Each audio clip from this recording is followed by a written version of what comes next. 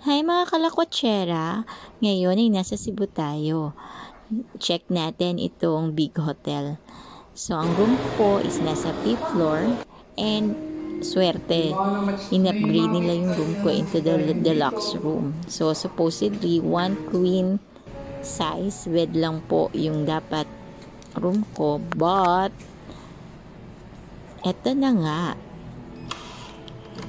Pagka-check ko, 2 queen bed ang naka-assign sa akin. Tapos, ikaw lang mag-isa. Ayan, check natin. See?